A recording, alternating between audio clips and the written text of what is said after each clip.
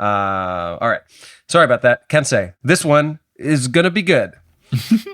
Thank you. Fuck you. Oh.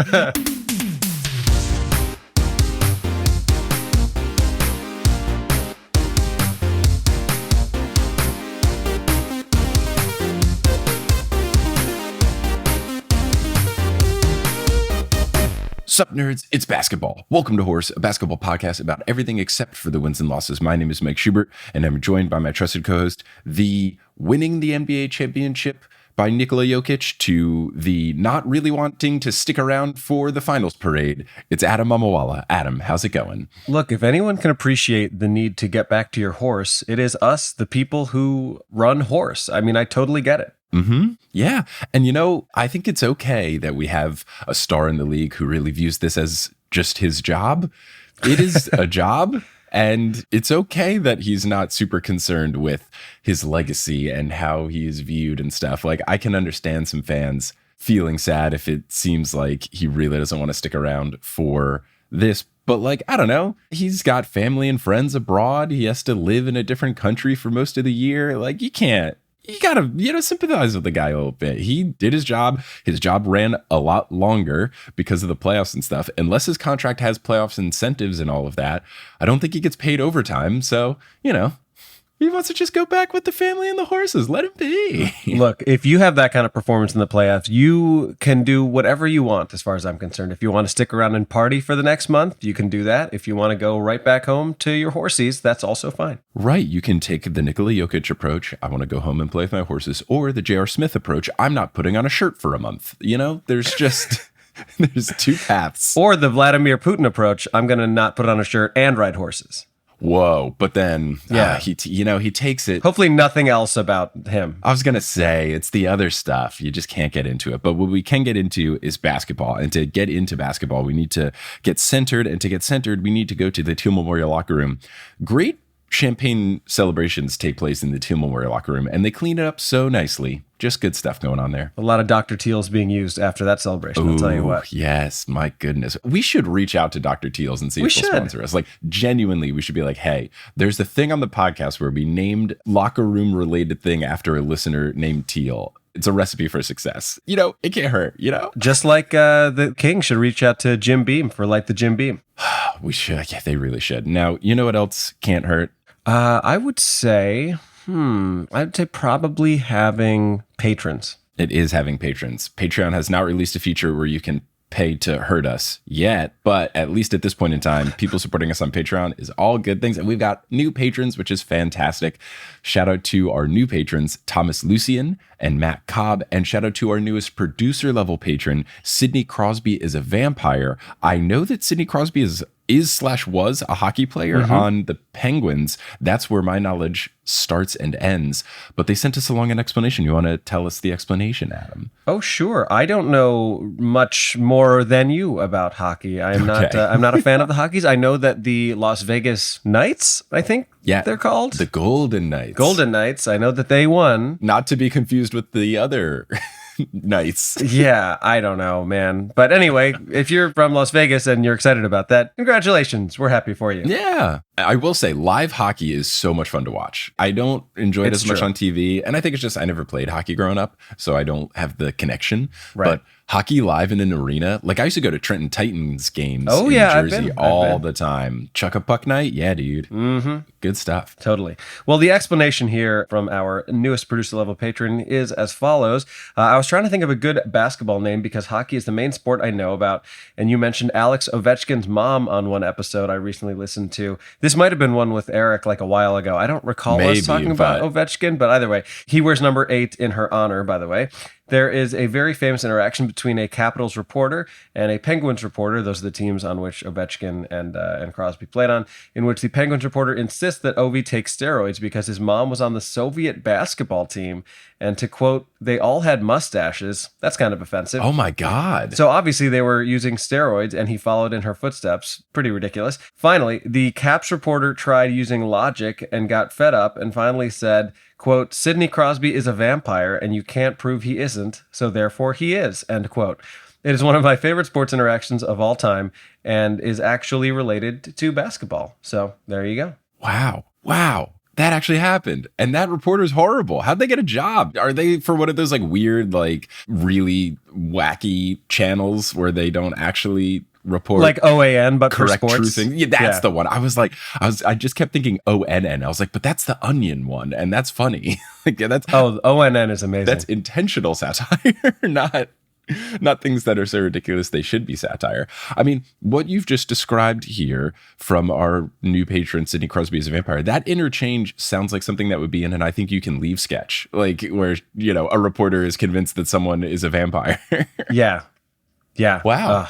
Unbelievable. Well, shout out to Sidney Crosby as a vampire. And of course, shout out to our existing producer level patrons, Polly Burridge, Kendra Hadley, Salvatore Testa, Trust the Process, Siobhan Ellsbury, Dunko Chasing Taco Falls, Bang, Bang, Roast Beef Debris. How about them world champion Denver steamed nuggets? I was already going to tee it up, but you've teed it up in the message you sent. Oh, amazing. Shout out to those Denver steamed nuggets. Anna Reed, Steph Curry for the tray. Bang. Hi, Trish. Nicole Arsenal, Stubby Boardman Gets Paid, Chase Underulo, Mr. Bubbles Plays Ball, Naked Rachel, and now Sidney Crosby's a vampire. There you go. Can't prove otherwise, so he is. There you go. You sure about that? You know what I am sure about, though? I think you're sure about the fact that it's nice when people give us money to keep doing this show. It is super nice. And when patrons do that, that's especially super nice. But hey, we're equal opportunity money receivers, and we'll take it from sponsors as well. And we have a sponsor for this episode. But this sponsor, they help people out. So that's cool. And that sponsor is Tab for a Cause. Tab for a Cause is something I've used for the past years. And I've loved using it. And it's just something you add to your Google Chrome or other browser, I think. You just add it as an extension. And then every time you open a tab, you'll get a picture of a nice, pretty background. There might be some ads in the corner, but those ads help raise money for charity. And then you get to pick what charities get supported. They have a nice roster of charities. They have things about, you know, giving water to people in need, giving food to people in need.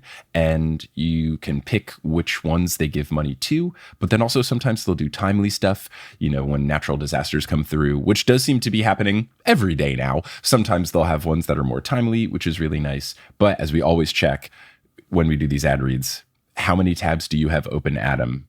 I have 5 open. They are all for horse, but I do have 5 open.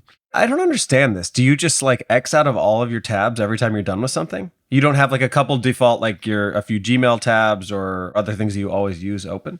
I get too distracted, and I kind of like closing out of the tab when I'm done with whatever the thing is. If I have too many things open, then I can be like, ooh, what if I check my Gmail? Ooh, what if I looked at Twitter? Ooh, and I think I will function better when I close out the stuff. I guess I get it because it's kind of like the swipey thing you do on iPhone where you're just like, get out of here, all these different things, blah, blah, blah, blah, blah. I don't want them anymore. And for the same reason, I like my batteries to not be, you know, spent on things I'm not using, and then my laptop will last longer. I don't have to plug it in. I don't have to get up. Oh, the joy. There you go. All right. Well, I've done enough stalling. Imagine I'm secretly closing a tab every time we're...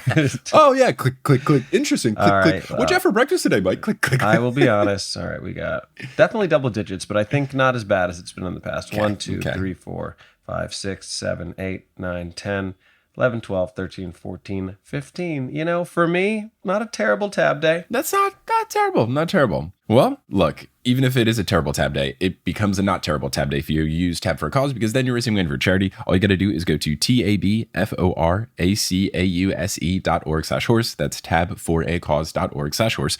Get it signed up and start raising money for charity in the easiest way possible today. And now at this point, you're going to hear some other ad reads. Some of those might be read by us. Others of them won't be. The ones that are not read by us are inserted locally. So if you are abroad, it might be in your country's native language. And if any of the sponsors are strange or seem a little sketchy, shoot us an email and we will get it squashed. But once those ads are complete, we will get into the rest of this episode of Horse. Now, Adam, folks have heard from other sponsors, but let's do a little self-plug. You got anything going on? I know Undercover Comic is live because I've purchased every episode. Wait, have you watched it? I haven't watched it yet. We purchased it, but Kelly and I are going to start watching it once I'm back from this little run of tour, and I'm very excited. It's totally fine, but I do appreciate that you purchased it. So yeah, that's a good place to start. Undercover Comic is still very much available on Amazon Prime. It is such a weird thing that like you spend all this time on something and then it comes out and then it's just like, well, I guess I better keep talking about it because there are a zillion other things that exist. that anyone could be watching at any given moment. But yes, I do hope that you check out Undercover Comic. We're very excited about it. We think it's really good. And thank you for teeing that up so nicely. Stand-up wise, I am continuing to book more and more dates. You can check that out at my Linktree or at my website, adammamawala.com/standup. The main club dates I have coming up, I'm going to be in Chattanooga, Tennessee in August at a club called Comedy Catch down there. That's August 18th and 19th. I may be setting up some things around that. And I just found out, this is kind of a random one, but anybody in the like Buffalo, Rochester, Pittsburgh area, I'm going to be performing at the Lucille Ball Comedy Festival, which Fun. is it's super cool. It's at the, so Jamestown, New York is where the festival is being held. This is Lucille Ball's hometown. You can go to like the house she grew up in. They actually have a comedy museum. It's like going to like the NBA Hall of Fame, but for comedy. I believe it's called the National Comedy Center. And I have heard that this festival is fantastic. I'll be performing there on Friday, August 4th. So if you happen to be in the area, I don't know if tickets are live yet, but I'll make sure to keep everybody updated. And yeah, other than that, looking to get out on the road more. I'm sure I'll be plugging plenty of stuff in the upcoming episodes. But as for you, I guess you'll be done with this current run that you're on right now by the time the episode comes out. But what else do you have coming up that you want to tell the peeps about? Yeah. Still got the Hartford, Connecticut date, July 15th. And then we'll have a run where we're going through other Midwest, which would be Chicago, Milwaukee, and Minneapolis/St. Paul. In addition to that, though, on a non-live show thing, I also, because I don't think I've ever talked about it here, I've also been doing a Dungeons & Dragons stream every other Wednesday with some other podcasters. It's called 20 to Midnight. It's very fun. You can either watch the things live when we stream them on Twitch, or you can go to our YouTube account, which is just 20 to Midnight, and watch the old episodes. It's fun. It's my first time playing D&D in an extended format. It's just some good nerdy stuff. Gabriel Urbina, who does the dungeon mastering, is a very good storyteller. Like, he's a professional full-time fiction podcast writer, so obviously the story is really good. It's just a good time with a bunch of good eggs. You can search for 20 to Midnight on YouTube, or go to our website, 20tomidnight.com, 20to midnight. Nice. And did I see on her Instagram that Gracie Kanan, our friend, designed some merch for you? Yeah, so she had designed TNO t-shirts a while back with a Pro Pigeon podcast design on them. And very recently, I worked with Kelly and using Gracie's established design to turn them into enamel pins. And we have enamel pins that right now I'm selling as we're on tour, and eventually will be up on the TNO merch site. But yeah, Gracie Kanan, turns out, incredible comedian, incredible writer, as we all saw and heard on Modern Muckraker. And then also an incredible artist with the drawing and stuff. Too talented, not fair. She went to RISD, I think. Like, she's really good. Oh my gosh. Yeah, she's too multifaceted. Yeah. Come on, share some of the talent with us, Gracie. Seriously, this is a free ad for Gracie Kanan. If anybody needs design work Yeah, done. you want some good Instagram reels or also incredible artwork, check out Gracie Kanan. Yeah. All right, well, with that complete, I think we can now get into Full Court Press, get it like the news. Let's do it. Look, biggest piece of news, obviously, is going to be the NBA champion Denver Nuggets. We'll talk about the very cool storylines with all of the players in a second. But I think super quickly, let's get into some spicier stuff with Chris Paul potentially maybe sort of kind of getting waived by the Phoenix Suns, ? Yeah, not official yet. So given that we're recording this right now, it'll be officially official about 1 minute after we hit stop on recording. Yeah. I wonder, we're recording this on June 15th. I don't know if June 15th is like the cutoff date, but it is one of those, I think it's the end of June, but still, it'll probably happen the second we stop recording. You're correct. Yeah. But basically, the Suns have an interesting contract with Chris Paul where he has 1 year left in his deal this upcoming season. And though he is under contract, if they cut him before a certain point, like I think if they cut him before the end of June, or maybe they cut him before the NBA draft, they only have to pay him half as much of his $30 million. They only have to pay $15 million. And the Suns haven't loved his recent play just because he's back to his Chris Paul ways of yore, where he was getting injured before he switched to only eating plants. Like, his plant-based diet really extended his career, but now he's kind of back in the thing where he keeps getting hurt, and it's been a little disappointing. And if they save a little bit of money, they can flesh out the depth, because they kind of traded away their depth to get Kevin Durant. So it's one of those things where it's like, we could allocate this $15 million towards two players that hopefully don't get hurt, instead of one player who keeps being hurt and is 1 year older. Right. So there was talk of them waiving him, but then Chris Paul's representatives thought it was official, but then they were just saying no, they were discussing it. So it's looking like it's going to be a pretty good chance that Chris Paul is not a Phoenix Sun in the future. And it's just a question of like, does some team trade for him? Do they wait for it to be waived? Do they do the thing that legally the Suns can do where they waive him and then re-sign him to a different contract if no other team picks him up? It's just going to be an interesting situation. Hard to imagine no other team picking him up. It would just depend on if they wanted to do it for the contract purposes. I think rather than like legitimately pick him up, I think a team would have to like have conversations of the hypothetical nature with Chris Paul and try to line something up.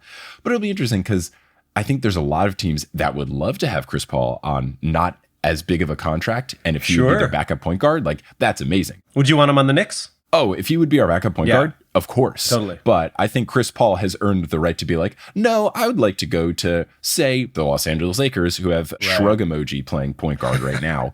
I think that he might try to go to a better situation where he doesn't have to be a backup. So I would say if he doesn't stick around with the Suns, I think he might do that thing where he lets the Suns waive him and then he tries to join the Lakers and then, you know, I'm the starting point guard on the Lakers and I'm with my friend LeBron. I think that's quite likely, just kind of like stars aligning. I mean, I don't want this, but I could see a scenario in which Chris Paul goes to the Lakers. It actually works out. They win the title and then they both retire.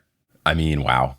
That would be very storybook-esque. Yeah. The other thing he might do, he might go back to the Clippers. The Clippers don't have a great point guard situation either. You know, they tried it with John Wall at the beginning of last year, and then maybe it's feel good. Chris Paul's back on the Clippers. He's teaming up with Paul George and Kawhi, and then they just have 3 injury-prone guys all on the same team. Yeah. Let's trade Cat there as well. Oh, gosh, my goodness. Well, that is going on there. In the WNBA, we had a really cool weekend where Sue Bird and Sylvia Fowles both had their jersey retirements on the same day. So if you just wanted to feel emotions for powerful women in basketball being immortalized, you could have just watched them back to back. I watched the Sue Bird one, and it may or may not have influenced my 3-on-3 this episode, so we won't harp on it too much because I might get into it, but I wanted to make sure that we gave the shout out not only to Sue Bird, but also to Sylvia Fowles, who is definitely a little quieter and I don't think gets as much attention with Sue Bird just because Sue Bird has some other things going on where, you know, she's really good friends with Diana Taurasi and they do the ESPN show, and Sue Bird is at least engaged to Megan Rapinoe, who is very popular. So like, I think there's other things that lead to Sue Bird getting a lot of credit. I think Sylvia Fowles also deserves some love as well. An incredible athlete, and for her to have her jersey retired by the Minnesota Lynx is very cool. So shout out to both of them, and we'll be talking about Sue in a little bit. Now, will your 3-on-3 mention the Sue Bird Fetty Wap connection? Oh, it will be the number 1 spot on one of the 3s, so don't worry. All right, good. I don't think I've teased it too much, but we enjoyed that a lot in our group chat with our buddy Chris Chan, whose golf swing is looking nice. I got to be honest, you know, I'm not a golf guy, but that's a good hip rotation right there. He's doing great. He's got the apps that track the ball flight. Look at him go. Love it. Now, let's talk about the champion Denver Nuggets. And if you want to hear us talk about the nuts and bolts of the basketball of it, we did videos after each game. If you go to patreon.com/horsehoops, you can watch all of those. If you join at any tier, you can see us chatting about how the games went down. But I think the Denver Nuggets, it's just such a cool story itself that I feel like we can just talk about like why this is cool for the team and all of the players and the coach and all of that. And we can just kind of like go down the roster and just talk about it. I think first off, overall, as a city, I think they are the longest team who has now won a title in terms of like years between becoming a team and then winning. I think it was like 47 seasons or something. And that was only more than the Cavaliers by like 2 seasons or something. Right. So they've been around for 47 years, never won the title, and now they have. That's really cool. It is very cool. That's super fun for the city of Denver. Yeah. So I think that's fun for the organization. Another cool stat that I saw about Michael Malone, the coach, he tied Pat Riley for being the longest tenured coach on a team before winning a championship. So he was on the team for 8 years as the head coach and then won the championship. And that's so rare in the NBA. Like usually if you go 4 years without really good success, like you're out of there. Right. And for him to take the job and just like slowly but steadily, I feel like the Nuggets were getting better and better. Then you had the injury setbacks, but then they got back to that trajectory that they were on. It's just a cool story. Michael Malone seems like a really nice guy. He's always given really good answers in the press. And I think that him winning is cool, and him getting thrown up by Jokic's brothers in the celebration of it was super fun. Yeah, I mean, he just seems like his entire life is hoops. And obviously there are a lot of people like that. I think especially coaches, where so much of what you do and so much of the value you bring is behind the scenes. Like Malone just seems like a hoops nerd in the best possible way. You can tell the passion that he has. And yeah, good for him. And I think it is nice to see a coach who's been there for a while finally get that reward, because to your point, like the trend in modern sports and arguably modern society is like, if something's not working out, let's just get rid of someone. Sometimes that's the right move, but it's also a situation where sometimes continuity would have been better because they've been building towards something. And then if you tear that down and start from scratch again, it doesn't work that well. Like, I feel obligated to shoehorn in a baseball reference, but I think you can make the case that maybe Joe Madden deserved to keep being the manager of the Cubs. And if you take away the leader and you put some player who hasn't coached before in there, I don't know, doesn't always work that well. So no, I think the continuity of the Denver Nuggets is very admirable, from front office to the team to just being confident in the people that they have and putting their trust in their players and organization. And it paid off. And like, honestly, you think about it now, given how well they played in the playoffs, because the Nuggets went like, what, 16-3 or something, yeah. Or 16-4, like, who's going to beat the Nuggets next year? Like, they look really set up in good position. Yeah. They look really good. Yeah. Now, let's talk about some of the players. You've covered Jamal Murray extensively. Mm-hmm. We've done like some deeper dives with his bubble performance and going over injury. How cool is it for him, man? And when he was crying at the speech, just the pure tears of joy, it just, what a story, coming back, missing like a season and a half for injury, and then everyone doubting that you're going to be good. And then somehow you're better at basketball. Yeah. Yeah, I mean, it's a little similar to what I was saying about Malone in terms of the work that goes on behind the scenes. But when you tear your ACL and you suffer an injury of that magnitude, so much of what you do for the next year plus of your life is all this behind the scenes stuff where you are just grinding and working your ass off and hoping to one day get back to the position where you can be in front of people again and competing at that level. And I have no doubt that the reason for those tears, other than the accomplishment of winning an NBA championship, which in and of itself is amazing, I'm sure he was thinking very much to those low moments and how he was feeling at that time, and probably wondering if he would get back to that level, if he would be competing that far in the playoffs again. And I don't know a ton about Jamal Murray, but from everything that I have ever seen, he seems like a guy who's really easy to root for, and you have to love it for the guy. I mean, he looks just as explosive as he ever was before the injury, and that is super encouraging. Yeah, it's really cool. And it has to be frustrating to be the star of a team and to be hurt and to see your team still make the playoffs every year, but just fall short in those 2 years where he wasn't back. And know that you would be the difference. That's the thing. Like knowing like, oh, damn it, if I wasn't hurt, we could win. Yeah. Like they had that stretch where when they first traded for Aaron Gordon, who we'll talk about in a second, like they looked really good for 8 games when everybody was healthy. And then, you know, it just one of the big like what ifs, and now that what if gets to be squashed because the big what if was, oh, what if they were all together? Well, they're all together and they won the title. So worked out pretty well.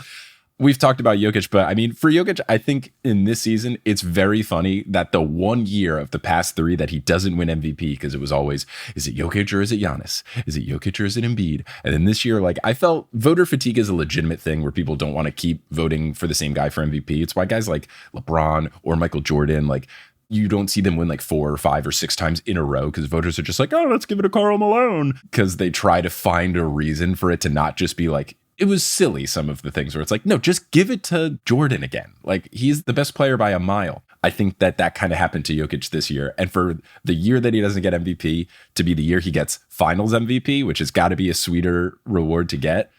I just think it's so funny. It's so funny. Yeah, it's very funny that you say that. I was muting myself for a siren, as I often do. So in the Bulls 2 three-peats, the first time around, Jordan was the MVP of the regular season the first 2 years.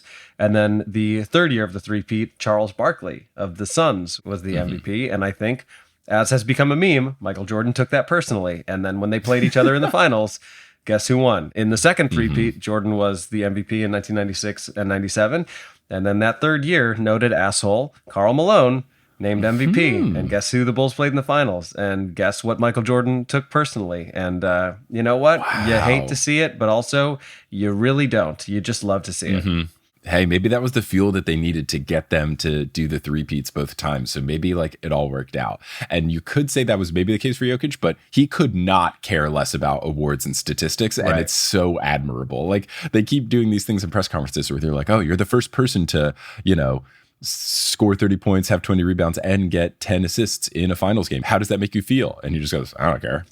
Like, did we win? Great. Yeah. Like he's very just like down to earth. He's like, this is a team sport. Why do we talk about individuals so much? It's like, yeah, man, it's like pretty insightful. Some of the things he asks. It's true. Having said that, that actually happened is going to be focused on Nikola Jokić. Yeah. Okay. Well, then It's not what he would have wanted, but it's what I want. And that's kind of what this show is all about.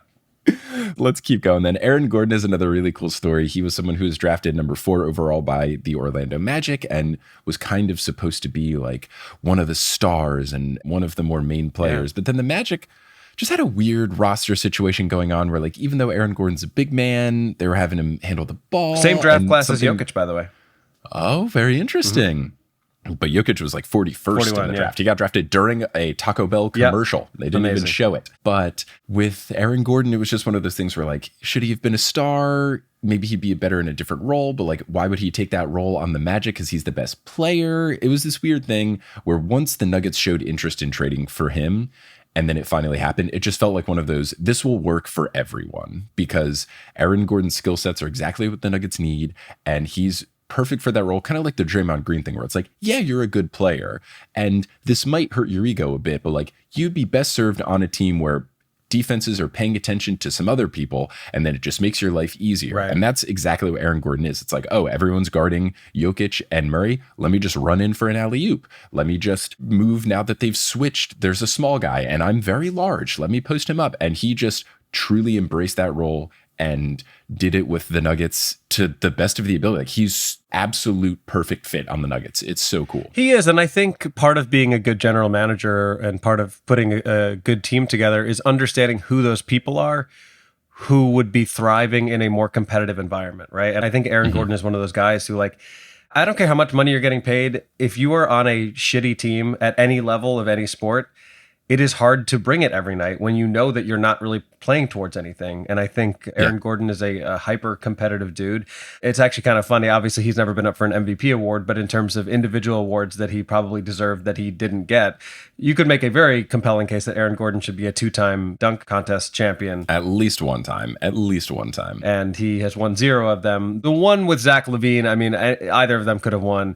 The one with Derek White, it was clear bullshit by Dwayne Wade. I mean, it's speaking of the Soviet judge. I mean, let's just call it what it is here. Dwayne Wade was very, very biased, but yeah. So it's very cool for Errand Gordon, and I don't know the guy, but I have to assume that the NBA championship means a lot more to him than any sort of individual accolade that you can see. And going back to Murray, they had a cool mic'd up moment where I'm not even sure who it was, but somebody on the Nuggets bench is like kind of patting him on the chest before the fourth quarter of Game 5, saying like 12 more minutes and you're DeAndre Jordan. Yeah, there you go. And that's a big part of the reason, in the same way that Udonis Haslem is on the Heat for leadership purposes. I know that DeAndre Jordan is there for those same reasons as well. And he said something to the effect of like 12 more minutes and you're immortal. Like this is, especially when you're part of that team that breaks a drought. Even if the Nuggets go on to win again, for the people of Denver, this will be the team. Yeah, they got the one. He will be drinking for free in bars in Denver 50 years from now. Yeah, for sure. Yeah, it did make me think of the ending basketball scenes of High School Musical 3, where they go, I think, what is this? I mean, I think everyone thought about that, Mike. Everyone was. It made me think of the song from High School Musical 3, where they're like, 16 minutes to, you know, whatever it is about winning the state championship. I was like very reminiscent of that. But DeAndre Jordan, he did play 3 really important minutes of Game 5 where everyone was in foul trouble and then he was good. So that was cool to see. And I think final cool to see storyline for the Nuggets. There's still like so many other cool things, but the final one we'll talk about. Jeff Green and Ish Smith have been on like a million different teams. And I don't know if Jeff Green's ever won a title, but Ish Smith certainly hasn't. He played for 13 different teams in his 13 seasons in the NBA. And now he's won a title. So cool. So cool. Also, I don't know if you recall this, but Jeff Green was almost out of the league because he had to get heart surgery. Like that's also a very cool story that he's still playing at this age and still very effective. Yeah, and he can still yam it on folks. Like Jeff Green, who's what, 36, 37, is just like dunking on dudes. Like he's 26, 27. It's, it gives me hope for, my knees as I get through my 30s. Yeah, look, speaking of which, as someone who just turned 36, it was very discouraging the entire finals to hear them talking about Jeff Green and Kyle Lowry as the old men of the team who are both like 36 and 37 respectively. There's some tweet I always think of with that where it's like me watching sports. It says something like a 32-year-old checks in and then, they have like quotes of the announcers being like, it's so honorable that he's playing a miracle. That's so funny. It makes me think of your joke about how you only want to play pickleball once your ACLs are linguini. Yeah, until I've had them surgically repaired, I will be playing tennis. Like, I will not transition. This may become part of my act at some point, but I came up with the perfect analogy. Like as tennis players, the way we feel about pickleball is how real guitar players felt about Guitar Hero. Oh, that's good. See, this is why you're a professional stand-up comedian. That's really good. It makes me that infuriated. The thing that makes me very upset is that pickleball, it's a warm-up. It's what we warm up with mini in tennis. Like when you play small ball, right. It's what you do at the beginning.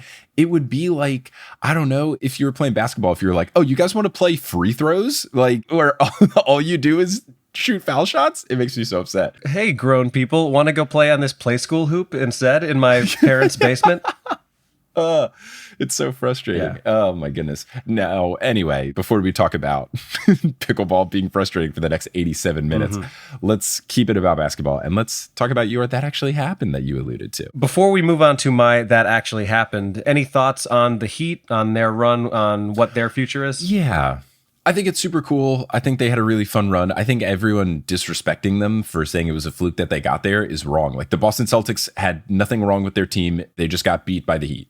So I don't think you can make any sort of claims. The Knicks gave them a good run and fought their way through the play-in. Like, this is why the play-in is here, for cool opportunities like this. I think everything was legit. I think they kind of ran out of steam, but that's what happens when you play a bunch of really grueling series and people get hurt along the way. I think Jimmy Butler showed how impressive of a basketball player he is. A lot of these undrafted guys stepped up. It was cool. I don't know that they're going to necessarily be back, mainly just because I think there's a lot of guys who played really well and are up for new contracts, and I think they're going to take those contracts. So I think unless the Heat do the thing that they always do, which I wouldn't be surprised, they somehow make a trade for some star who wants to play in Miami because the team is good and the organization is good and the weather is nice. I think unless the Heat do something like that, I don't see them getting back in. But I hope that this run doesn't get forgotten. I think even if Jimmy Butler doesn't win a title, he could be one of the players that still is immensely respected without it. Like, people don't really clown Charles Barkley for not having a ring. People don't really clown Stockton and Malone for not having a ring. They should clown them for being terrible people. But there's certain stages of stardom where it's like, if you get really close and you do some cool stuff, people are like, yeah, they didn't win a ring, but we still respect them. And I think if that's what Jimmy Butler does, so be it. But I think, and I hope that this finals run gets remembered for all of time, because it was super impressive what they did. Really, really encouraging. Yeah, and you do wonder if the Celtics would have put up more of a fight against the Nuggets. I'm not sure how that would have gone. I mean, to your point, they did not beat the Heat. They lost fair and square. There was nothing weird about it. Like, yes, obviously, Jason Tatum getting injured in the first minute of Game 7 did not help. He was not the player that he can be. But yeah, who's to say? Either way, I think the Nuggets were the deserving finals champion. I mean, they were the number one team in the West all season. Nobody respected them. They got in, proved to everybody why they deserved that respect. As for Jimmy Butler, and I want to be very clear that this is not Jimmy Butler slander, but it does make you appreciate just how great the greats are in the league now or ever, in the sense that, like, Jimmy Butler, and I'm sure he would admit this, like, he struggled in some of the games in the finals, and I'm sure exhaustion was setting in, and I'm sure there were other reasons, but his ankle was still hurt from the Knicks series, you know. Oh yeah, I mean, when he first injured his ankle, the initial prognosis was like, yeah, if this were the regular season, he probably would be out for at least weeks, if not longer. But you just don't have that luxury in the playoffs. But it makes you really appreciate the Jordans and Kobe's and LeBrons and arguably Jokic's of the world, for whom, even if things are not bouncing their way that night, they find a way to put up 20, 25, 30 points and be productive in other ways. And it's not easy. Like, to never really have a dud in the playoffs or in the finals, there's a very, very, very small percentage of NBA players who have ever played the game for whom that is true. And I still consider Jimmy Butler to be one of the best players in the modern NBA, but it gives you some appreciation for like the truly elite of the elite being able to get it done, even if they're exhausted or even if they're not having good shooting night or whatever it may be. But hell of a run. Good for the Heat. For sure. Now, shall we cover your That Actually Happened? Yeah, let's do it. Cool. So for anyone who follows our Instagram or Twitter accounts, of course, at @horsehoops and @horse_hoops, because we'll do that later.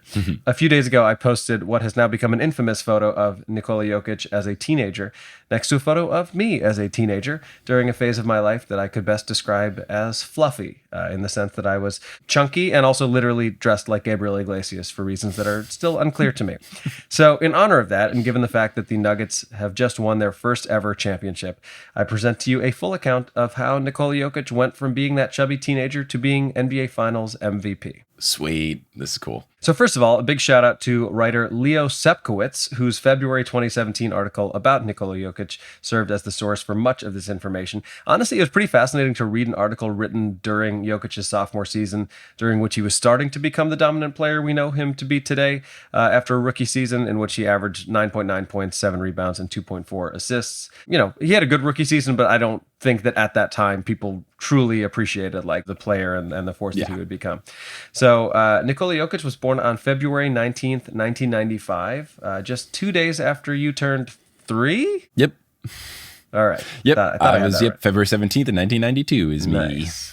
Now, he was born in Sombor, Serbia. It's a city in the northern part of the country that, as of 2022, is home to around 40,000 residents. I honestly don't know much about Serbia other than that it is the home country of Novak Djokovic. And what a week for the Serbs. I mean, goodness gracious. Yeah, except Novak Djokovic sucks. I hate that guy so much. I know, and I'm a Federer stan, tried and true, but like, let's just call it what it is. Djokovic has made a pretty damn compelling case for GOAT. Like, it's just longevity-wise and number of Grand Slams. It pains me to say it, but I mean, he's pretty, all I'm going to say is I'm glad I hated him before he was a weird anti-vax guy. So like, I'm a hipster with my hate. I hated him before. Yeah, but he's got like that Kobe thing, right? Where it's like, I don't know that he's well. He seems to want to win so badly that it feels unhealthy and robotic at times. But anyway, so yes, I know that Novak Djokovic is Serbian. I know that famed inventor Nikola Tesla, also Serbian. Not to be confused with Elon Musk. That's just the person who makes Teslas. Ugh. I know. Not even. Elon Musk didn't found that company. Everyone thinks he did. He didn't. He just owns it and he just owns it. He didn't find makes a lot of money off of it.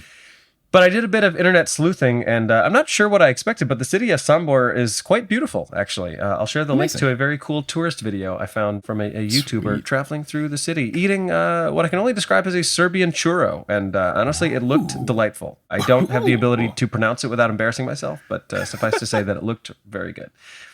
But anyway, let's talk about Jokic's humble beginnings. Like many of us, his basketball career started on a toy hoop, except this hoop hung on the door of his family's modest 2-bedroom apartment in which Jokić lived with his 2 brothers, his parents, and his grandmother. Now, if you have any sense of how truly gigantic Jokić and his brothers are, you can imagine that it was probably pretty tight as the kids got older. For reference, Nikola Jokić is currently listed at 6'11", 284 pounds. One of his brothers is also 6'11", and the shrimp of the family is 6'6". Just outrageous. Nikola is the youngest of the 3, and his 2 older brothers towered over him when they were children, so much so that they would sit down when they played basketball with him to make it a fair fight. His brothers, both of whom are around a decade older than him, they played competitive basketball in Serbia, and one of them went on to play college ball in the States, but it was Nikola who was the real standout as he got older. After a successful start to his youth basketball career, Jokić signed his first contract in 2012 at the age of 17. He would appear in only 5 games, averaging 1.8 points and 2 rebounds in just 10 minutes per game. The following season, he would split time between the Adriatic League and the Serbian League, averaging about 10 points and 6 rebounds per game. Good, but nothing that was blowing anyone away.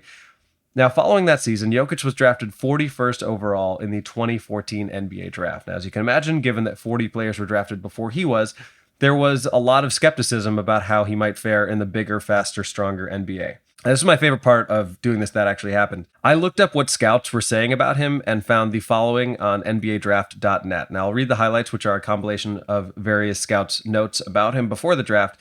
These were the strengths. Very high basketball IQ. This is his greatest strength. Strong personality, a team player, has a great work ethic. Tremendous length. Can really shoot the ball.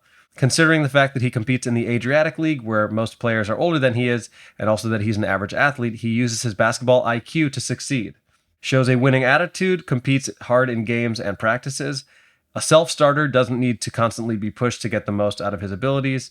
And finally, well-liked by his teammates, outgoing, strong character, doesn't drink or smoke. Weaknesses. An average athlete lacking great speed and leaping ability. Fair, honestly. I mean, yeah. Yeah. Foot speed is a big liability. He may struggle to stay in front of NBA athletes at the center position. Needs to improve as a post player, gain strength, and develop a repertoire of back to the basket moves.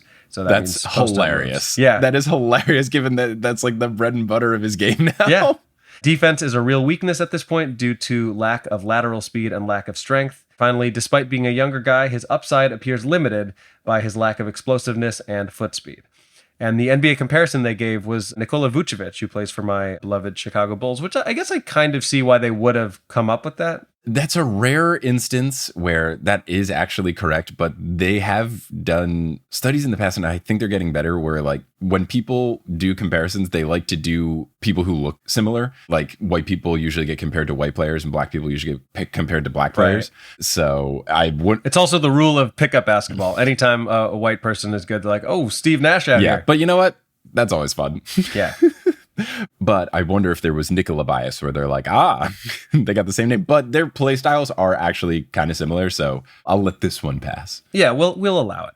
Now, I also found this great piece written by Kevin Skyver, I believe is the pronunciation, from earlier this month in Sporting News that goes prediction by prediction and talks about how everything played out all this time later. I'll share the link to it, but one point he brings up is really interesting. He starts by saying, quote, "One thing that must be said up top, this is not a condemnation of the writers and analysts who scouted Jokić ahead of the 2014 NBA draft. It is rather praise for what an incredible outlier Jokić is when it comes to projections versus production," end quote. And honestly, that's a perfect way to describe it. Even now, there are times what Jokić does on the basketball court seems to defy logic, and yet he just completed one of the greatest postseason runs in NBA history. Like, suffice it to say that whoever was working for the Nuggets front office who pushed for that pick deserves an enormous raise. I tried to find out who it was exactly, who was like the main person. Do you know? I don't know his name. I was listening to the Low Post. They do post-finals audio stuff, and he and Brian Windhorst were talking, and then the guy who's head of the scouting came through. Oh, cool. And they just like were like, hey man, like a lot of the Nuggets made some really good draft picks, like Jamal Murray at 7, and obviously the Michael Porter Jr. things worked out pretty well. And then Jokić is the big thing. Christian Brown played really, really well, and he was a late first round pick this past season, a rookie playing well in the finals. So yeah, I don't know that guy's name, but he was on the Low Post and he sounded very happy. So I think he might have been basking in the celebration, and seems like he's getting the praise he certainly deserves. While you're paused for sirens, talking of player comparisons, there was one time that I was playing pickup basketball and I was getting lots of rebounds, and someone who was on my team, who's a black guy, said, "Oh, this N-word out here looking like Dwight Howard with all these rebounds." And I said, "Thanks, man." I mean, look, you love to get a Dwight Howard comparison. That's got to feel good. At the time, it was high praise. This was like when Dwight Howard this was wasn't very good at Taiwan basketball. Dwight Howard. No, this was like Houston Rockets Dwight Howard. So it was great praise. But given the language choices, I went with man. I think you made the right choice. In any case, Jokić was picked so late in the draft that, and you mentioned this earlier, his selection appeared as a scrolling update on the bottom of the screen during a Taco Bell commercial. I mean, this dude has changed a franchise's trajectory forever, and literally any team could have had him, which is frustrating as a fan of not the Nuggets. And I'm sure you feel that way about the Knicks. I'm sure everybody who's not a Nuggets fan feels that way. The Nuggets themselves took Doug McDermott with their first pick at number 11 overall and then traded him to the Bulls. Of the 40 players drafted before Jokić, only 4 of them, Andrew Wiggins, Joel Embiid, Julius Randle, and Zach LaVine, have appeared in an All-Star game. Wow. Wow, wow, wow. Well Yes. done by the Nuggets. And the Taco Bell commercial, not just any Taco Bell commercial. It was the commercial for the Quesarito, where you can get a burrito wrapped in a quesadilla. And there were a couple of people on Twitter saying, because that clip was getting shared all over the place, a lot of people clamoring for the return of the Quesarito. You know what? Maybe Jokić is the Quesarito of the NBA. It's like you think you know what this person is, and then there's so much more to it. And you think that this certainly can't exist and this certainly can't work, but of course it does. Of course it works. Ogres are like onions, and Jokić is like a quesarito. And there's your episode title right there. Yep. Mm-hmm. But the Nuggets were the lucky or smart team to draft Jokić. And so after being drafted in 2014, he spent one more season overseas and joined Denver at the beginning of the 2015-2016 season. By the way, that's not uncommon when international players are drafted. Sometimes they will stay and play another year or two overseas as they continue to develop. But in his rookie campaign, as I mentioned before, Jokić averaged 10.7 rebounds and 2.4 assists per game, earning him NBA Rookie All-First Team honors and a third-place finish in Rookie of the Year voting. In his second season, those averages grew to 16.7 points, 9.8 rebounds, and 4.9 assists. And it had become clear that Jokić was a force to be reckoned with. When all was said and done, Jokić had earned the NBA's Most Improved Player award, and deservedly so.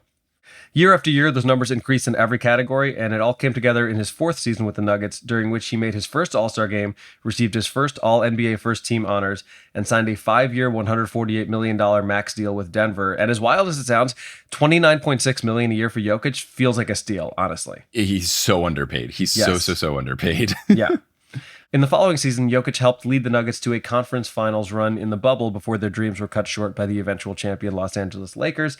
But Jokić was not satisfied. The following season, he put up absolutely absurd regular season numbers of 26.4 points, 10.8 rebounds, and 8.3 assists. At the end of that season, he was awarded the NBA's Most Valuable Player award, becoming the first center since Shaq to win the award, and that had been 21 years prior. He was also the first Serbian to win the award and the lowest drafted player to take home the NBA's ultimate individual honor. The following season, Jokić repeated as MVP, boasting an even gaudier regular season stat line of 27.1 points, a whopping 13.8 rebounds, and 7.9 assists per game. But the Nuggets would fall short in the playoffs, as we alluded to before, without Jamal Murray. They lost 4-1 in the first round to the eventual champion Golden State Warriors. Jokić certainly did his part, averaging over 30 points and 13 rebounds per game, but it was not to be. And that brings us to this season, during which Jokić made a compelling case to win his third consecutive MVP award, but finished second to Joel Embiid. Now, Embiid, in fairness, had a huge season, but Jokić averaged 24.5 points, 11.8 rebounds, and 9.8 assists per game. The dude was 0.2 of an assist away from averaging a triple-double for the entire season, a feat only pulled off by the great Oscar Robertson and more recently Russell Westbrook. But as much as I'm sure Jokić would have loved to have taken home the MVP trophy, or maybe he wouldn't have, who knows, he might not have cared at all. He and the Nuggets had bigger fish to fry, and fry those fish they did, steamrolling their way through the entire playoffs to the tune of a 16-4 record. We mentioned it briefly before, but I don't know that people appreciate just how dominant that is in a playoff run. Like, for reference, the greatest teams of all time, right? You got the 95-96 Bulls. They won 72 games during the regular season, considered by many to be the greatest team of all time. They went 15-3 in the playoffs. So basically the same record, right? This was when the first round was one game shorter. The 2000-2001 Lakers went 15-1. The 2016-2017 Warriors followed up their devastating loss to Cleveland the year before by going 16-1 through the playoffs. But the point is, these Nuggets were right up there with the most elite teams to have ever competed, and almost no one predicted they would even get to the finals, let alone win it all. Not even at the beginning of the season. Like, in the playoffs, heading into the number one seed, they were not getting any respect, really. The Nuggets are a very well-constructed, well-rounded team, and Jamal Murray is certainly a star in his own right. But make no mistake about it, this team won because of Nikola Jokić. Throughout the 20 playoff games Denver played this year, Jokić averaged 30 points, 13.5 rebounds, and 9.5 assists. In the finals specifically, he averaged 30.2 points, 14 rebounds, 7.2 assists, and 1.4 steals, because why the hell not? Many have described Jokic's run as the most statistically dominant in NBA history. That's a history that includes Michael Jordan, LeBron James, Kobe Bryant, Shaquille O'Neal, Larry Bird, Magic Johnson, Bill Russell, Wilt Chamberlain, just to name a few. None of those players dominated the way Jokić did in as many facets of the game. To be more clear, Nikola Jokić became the first player in NBA history to lead the playoffs in points, rebounds, and assists. Per a CBS Sports article, Jokic's postseason accomplishments include the following, and there were more that I'm not even willing to read because there were just too many. Jokić was the first player to lead the postseason in total points, rebounds, and assists, as I mentioned. He had the most triple-doubles ever in a single postseason with 10. So literally half of the playoff games, he had a triple-double. He's the first player with 250 rebounds and 150 assists in a single postseason. First player with a 30-20-10 finals game, so 30 points, 20 rebounds, 10 assists. First player with 25 points on 75% field goal percentage in a finals clincher. And the first center since Shaq in 2002 to win the finals MVP. I mean, these superlatives just go on. And after all was said and done, all Nikola wanted to do was go back to his hometown where his journey all began as a tall, albeit chunky teenager all those many years ago. And you know what? That actually happened. It did. And what's funny about him still leading the playoffs in total points, all this kind of stuff, because the Nuggets are so good, they didn't play in that many games. Like they didn't play that many more games than the minimum, and he still put up those stats. It's absurd. It's truly, truly absurd. And you also said something about maybe he didn't want the MVP trophy. He apparently lost the finals MVP trophy. He said he left it in the equipment manager's room and he doesn't know where it is. That is hilarious. He's here to win and then go home, and that's what he wants to do. Well, that was fun. We really enjoyed learning more about such a cool, fun player. Hell yeah. Now, why don't you talk to us about Sue Bird? Bird sounds. 1, 2, 3. 3, 2, 1. 3 on 3. Yes, another cool and fun player. So Sue Bird recently had her jersey retired by the Seattle Storm. And I watched the game. The Storm were down by like over 20 points and almost made this incredible comeback. And then they ended up just losing by like 5. So it was a really good game to watch. And then after the game, you could watch Sue Bird's jersey retirement. I had to like use the ESPN TV app thing because it wasn't on like an actual ESPN channel. And at first I was frustrated as to why they wouldn't just air it. And then I learned because it was really long and it was great to just like have on in the background as I went about my day, because they had a bunch of people speak. It was emceed by Macklemore and Megan Rapinoe, which was interesting. You know, Macklemore's a big Seattle rapper. Megan Rapinoe is at least Sue Bird's fiance. I don't know if they've actually been married yet. I just know they proposed, but they did the emceeing duty, which was fun. And then they had a bunch of people speak, such as Sue Bird's previous coaches and some of her former teammates like Swin Cash. And people gave really, really nice speeches. But for what I want to do for this 3-on-3 is from Sue's part, which was, of course, the best part, when she finally got up and spoke for quite some time, which was awesome.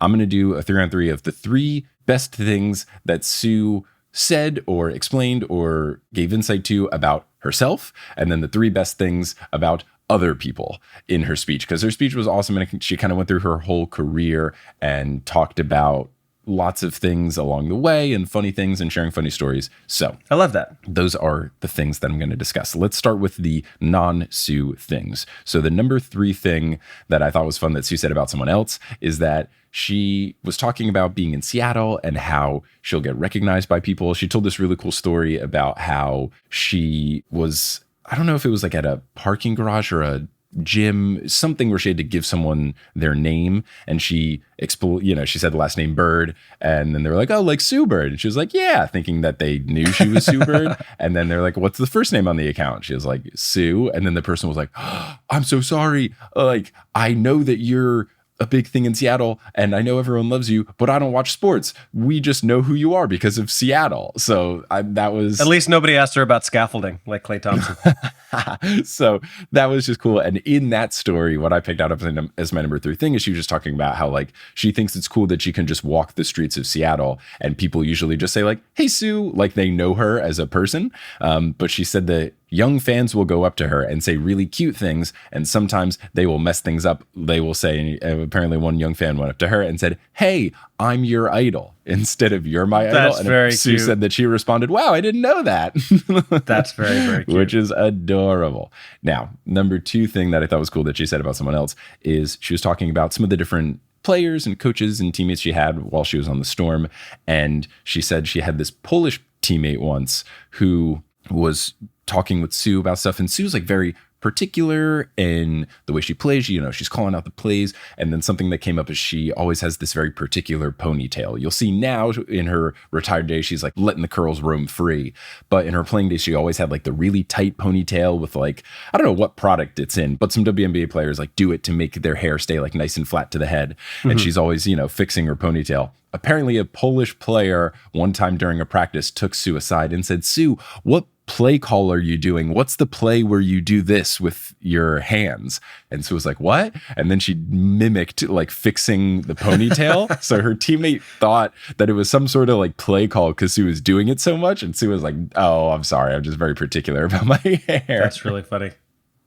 So the number one thing that I loved Sue saying about someone else, at the end, she started thanking her family. She said really sweet things about her mom and her dad, about them like being really supportive, but also like not, coddling her and, giving her honest feedback if she didn't play well and stuff. And that was really sweet. And then she was talking about her nieces. She has two nieces. And she said that she was talking with, I think, the younger of the two nieces about, what should I say during this retirement speech? And apparently her youngest niece just wanted her to say, "You should just say, I'm Aunt Sue, and I used to play basketball, but I don't anymore because I wanted to do other things." And Sue was like, I mean, that is kind of the TLDR of what retiring is it not? that really is. Because even I was watching this and Kelly came in at one point and she was like, "Why did Sue retire?" I was like, "Well, she was 41. And Kelly was asking like, "Was she still good in her last years?" And I was like, "Yeah." And Kelly's like, "Why didn't she keep playing?" I was like, "She played for 20 years. Like she just wanted to do other things, wanted to move on." And I think that her niece giving this adorable little quote really did sum up the speech really well. Right. Look, you either retire a Sue Bird or play long enough to see yourself become a Shaq on the Celtics. And nobody wants that. Nobody wants that. Nobody wants that. Now, let's get into the top 3 things Sue said about Sue. And she was talking in the family segment about her sister. And she has an older sister. And she said that she did the classic older sister stuff where her older sister would like want Sue to get something for her, but then would turn it into a game for like, "Oh, can you get, this from downstairs? Yeah. I'll time you."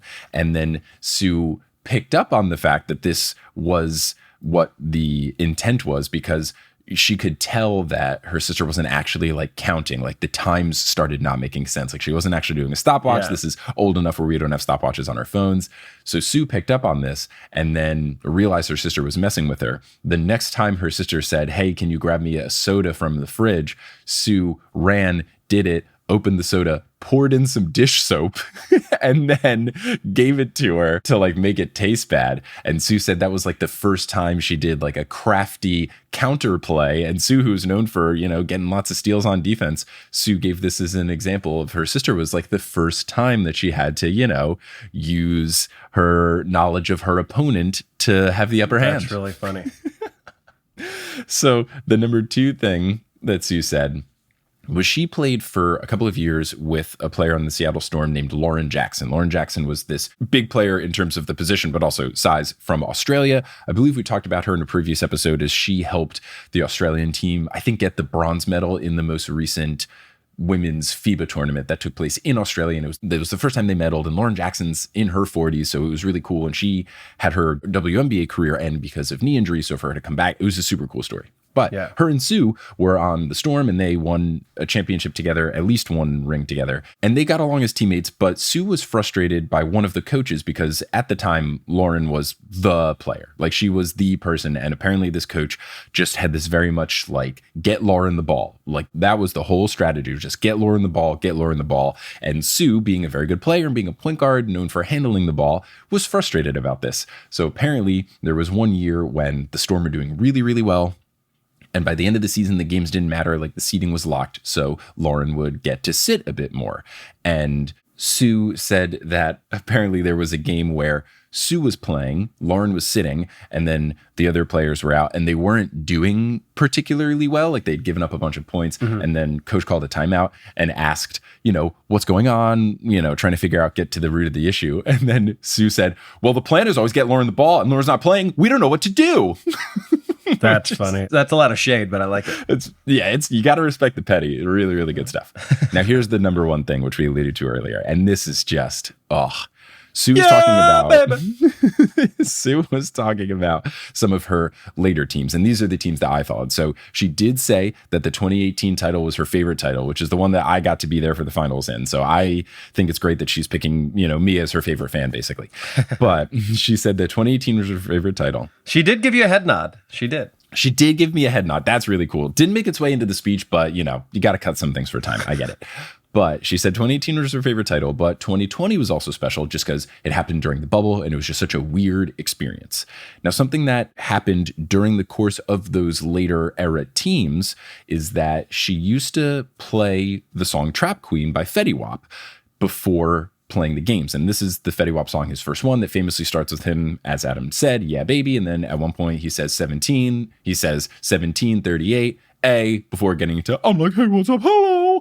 And Sue did admit that she has no idea what 1738 means. I also have no idea what 1738 means. Isn't it? I think it's a reference to like an alcohol brand. Oh, yeah. Remy Martin, I think. Yeah. And I don't know if he sponsors or if he's just doing the thing where, rappers like to brag about particular brands.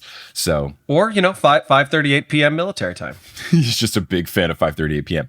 So what Sue did, she really got into that song. She said Jewel Lloyd, one of her teammates who's now just tearing it up on the Storm, she said they really liked the song. So Sue would do this thing where she would, I don't know if this was in her headphones or on the speakers, whatever it was, she would try to perfectly time getting ready and stuff in the locker room and going onto the court for warm-ups. She would try to time it to where she could get onto the court when the song said 1738 and it was 1738 on the clock, because usually it's like 20 minutes of warm up and then it counts down. And she said that during one particular game, one of the like really impactful playoff games in the 2020 bubble run, she distinctly remembered that was like a really perfect, like the 1738 happened at the 1738. It's a good omen. It was this huge game and she was like hyped about it with Jewel Lloyd, and then like the game was really good. So just that being something that she does, it makes me, it's like the kind of thing that like I would try to do. And it's just like, it's a little like, oh, it's just like me.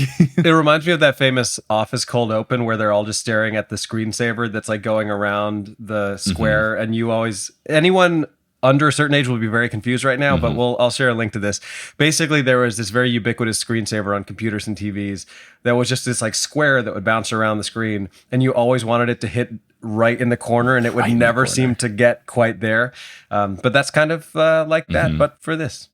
So it was a really cool speech. I don't know if there's a place where you can watch it. Maybe it's up on like the WNBA YouTube channel or something, but it was really cool. Everyone's speeches were awesome. I was getting choked up left and right, and there were so many cool things that were left on the table that I will have to say in the 5-on-5. But the final note that I will end on is something that I didn't know until one of our listeners who was at the game messaged us on Instagram, sent us a DM, and I did share it on our story. The halftime act at this game was Red Panda. Naturally. I mean, how could you not? Yeah. How could you not? Oh, just perfect. And I believe this person messaged and they just said, I'm hype as hell for halftime now. And it was just, it said something like, coming up, Red Panda.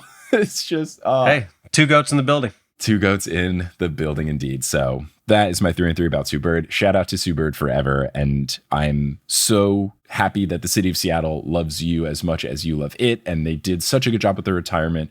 And it was a really cool ceremony. And now her jersey will hang in the rafters forever, as it should. Love it. Thanks for listening to this episode of Horror Sources, hosted by Adam Amawala and Mike Schubert. Our editor is Kensei Suramaki. The website is by Kelly Schubert. The music is by Bettina Campomanes. The art is by Alison Wickman. And the social media is by both of the Horse Boys.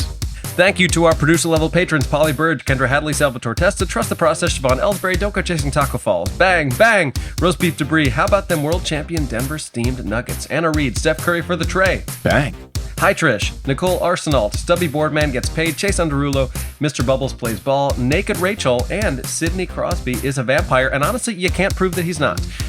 Follow us on Instagram and Facebook at Horse Hoops, and on Twitter at Horse_Hoops, because Horse Hoops is run by a person who has a horse that's competing against Nikola Jokic's horse in that horse race. It's a fool's errand. Yeah, and he's just, Which would actually be a great name for a horse. It's got to happen at one point. The best one, though, ever is Hoof Hearted, because then in the thing it sounds like Hoof Hearted. Very, very funny. Go to our website, horsehoops.com, for links to much of the stuff we talked about today, including some pretty great articles about Nikola Jokić and some of Sue Bird's retirement ceremony. Mm-hmm. And if you want to support the Horse Boys, you can do so at patreon.com/horsehoops. We have physical rewards, which I will be mailing out again. We have digital rewards, which you can consume by watching or listening or reading. We have all different sorts of things. We have those finals recaps that we did for anyone at any tier at patreon.com/horsehoops. And if you go to horsehoops.com/merch, you can get Sup Nerds shirts and other digital goodies as well. We're going to close out this episode by saying something on the count of 3, as we always do. I wouldn't mind just saying congrats Nuggets on 3. They earned it. But if you got anything else, let me know. No. I am good with that. I'm happy for the Nuggets. I would have loved to have seen a couple more games. I wish we were talking about this as we were getting ready for Game 6 tonight. But alas, we must wait until the summer league starts in a week or whatever. We'll be fine. Mm-hmm. But hey, WNBA holds us over. That's why I love that it's during the NBA offseason. Perfect scheduling. Hell yeah. And it will happen that the Deb Mamawala gets to a WNBA game this year. It has not been planned yet, but that is going to go down. And I tell you what, it's going to be documented for sure. Good. Well, let's say congrats Nuggets on 3. 1, 2, 3. Congrats Nuggets. You did it. They sure did. Mm-hmm.